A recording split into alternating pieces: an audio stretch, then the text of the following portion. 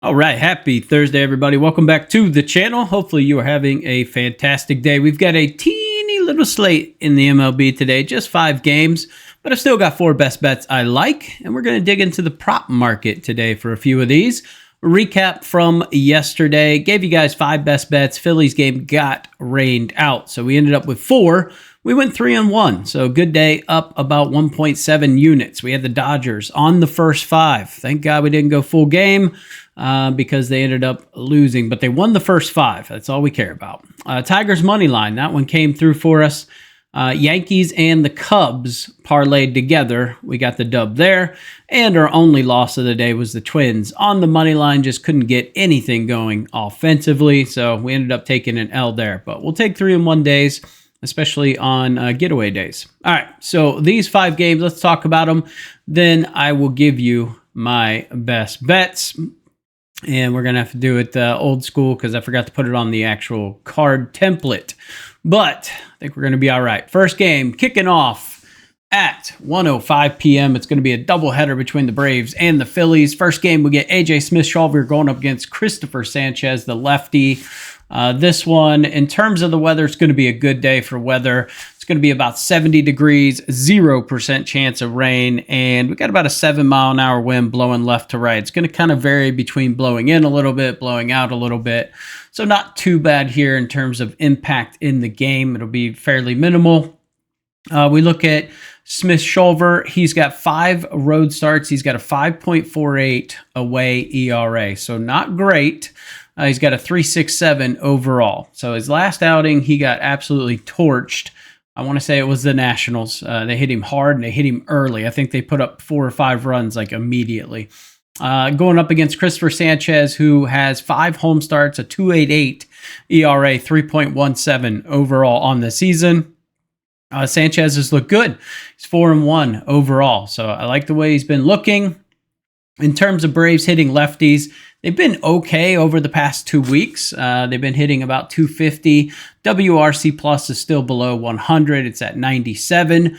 But we look over to last week, they've struggled. Obviously, Ranger Suarez is factored in there, who started game 1. Absolutely dominated them. WRC plus of 40 over the past week. Phillies have been in a little, I wouldn't say an offensive slump, but they've definitely been decreasing a little bit.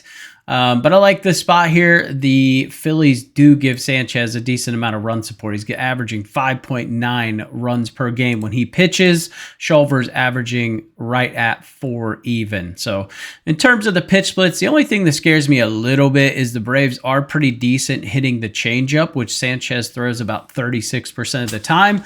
He's a 3-pitch pitcher. He throws a fastball, he throws a slider, he throws a changeup. But against lefties, those numbers do go down. So I like this spot today. Shawver's going to rely on a pretty good fastball and a kind of a split sinker type pitch. So between those two, he's going to throw that about 80% of the time.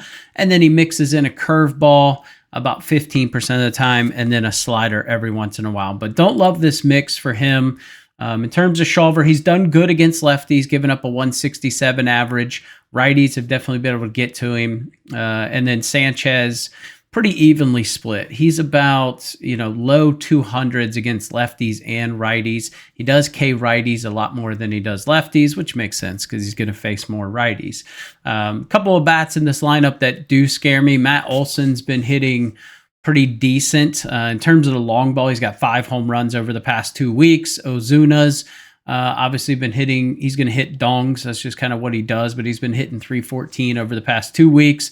Acuna's back in the lineup. Obviously, he kind of went back-to-back days there when he came back with some home runs, but came back really sharp. He's still hitting 313. So a couple of bats in that lineup that you definitely got to watch out for. Austin Riley's been pretty cold. He's hitting 205 over the past 2 weeks.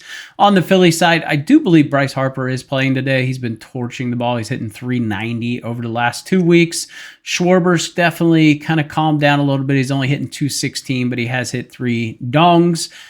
Pretty evenly split in terms of the amount of home runs they've hit over the past 2 weeks, but definitely a Philly spot for me. So we're going to take, very similar to what we did yesterday, we're going to take the Phillies money line and we're going to pair that with Sanchez to get 5Ks.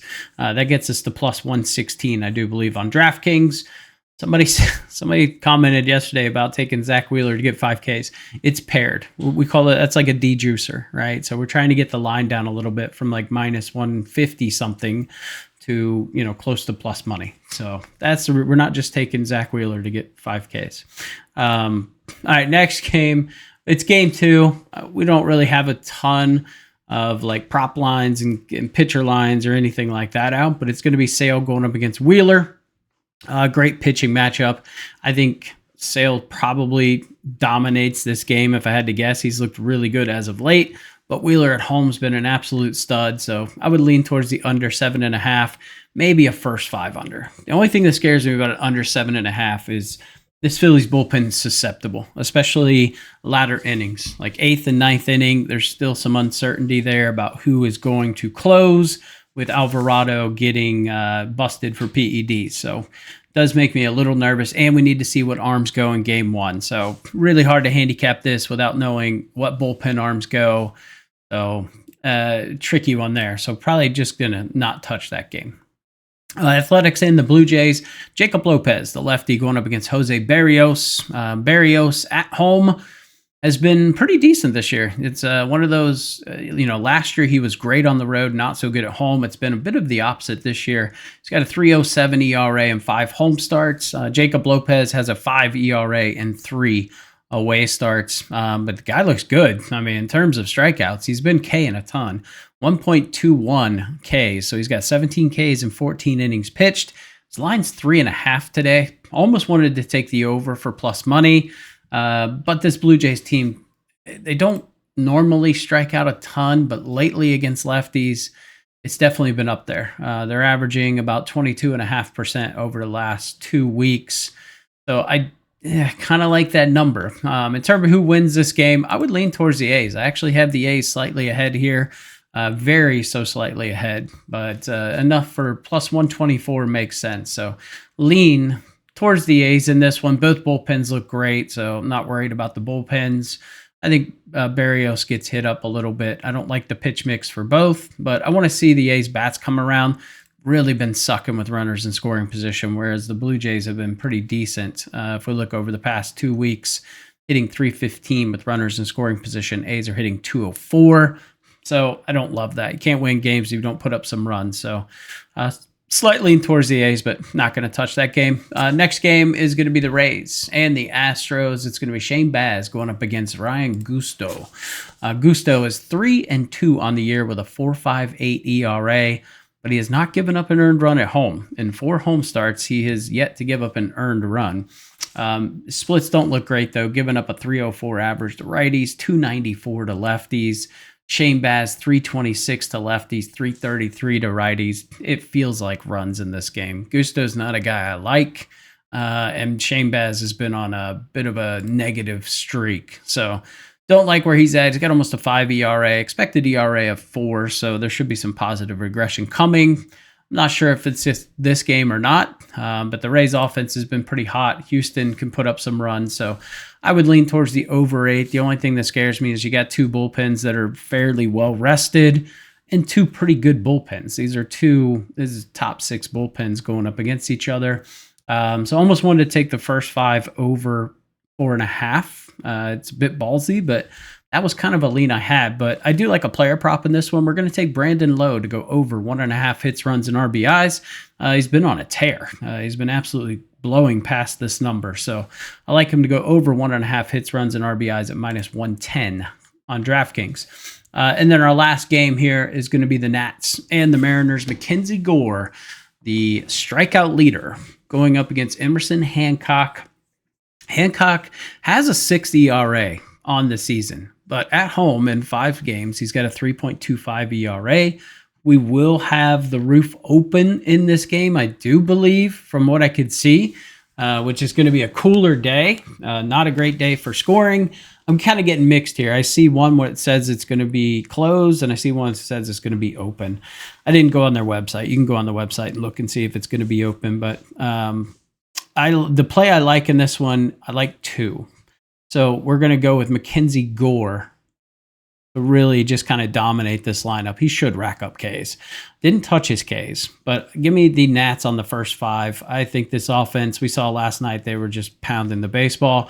I think they continue that today. So give me the Nats on the first 5, and then James Wood to go over 1.5 hits, runs, and RBIs. He has been destroying this number. So we're paying a little bit of juice at -130.